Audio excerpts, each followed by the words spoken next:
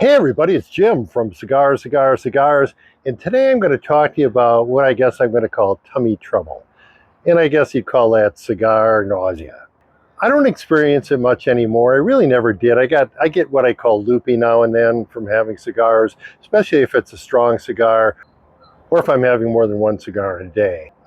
I know a lot of people do struggle with it, so we're going to talk about some proven methods for minimizing the chances of getting cigar nausea. And then I have one tip that if it starts to come on, maybe you can head it off at the pass. So let's get started talking about that. Let's start with the basics of prevention. Probably the simplest thing and the easiest thing to avoid is don't inhale. And I think we already know that one. So let's move on to the second one, and that's to smoke more slowly. And I got to tell you, I'm guilty of smoking too fast at times. Really, the ideal interval between puffs is at least 30 seconds.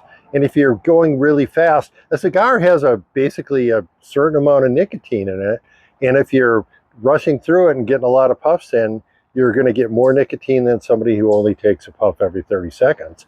And that's going to make you more likely to be susceptible to cigar nausea. And third, along the same lines, is watch your humidity in your humidor, because if your cigars are very dry, that's going to make them burn faster, which means you'll puff faster and get more nicotine in your system. The fourth one is choose a milder cigar. I am smoking today a Perdomo Champagne to kind of illustrate that. That's a mild Connecticut shade cigar. And if you're prone to getting cigar sickness, milder cigars are probably a better choice because they do have a little bit less nicotine in them. And lastly, if you're drinking alcohol, you should really take it easy. Having a lot of alcohol in your system can contribute to getting cigar nausea. The recommendation usually is cigars are supposed to be paired with alcohol. You know, sip the alcohol and not hammer it down 4 or 5 beers before you have a cigar. And I'm not saying you do that. I'm not casting any aspersions here.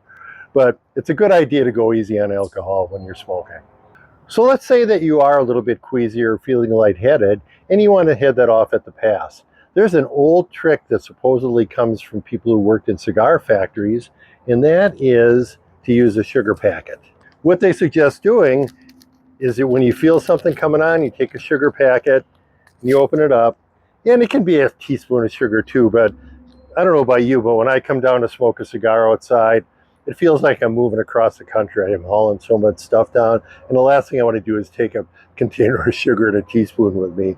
So if you have to do that, a packet's why they recommend that. And have some kind of a non-carbonated drink. I'm drinking iced tea here.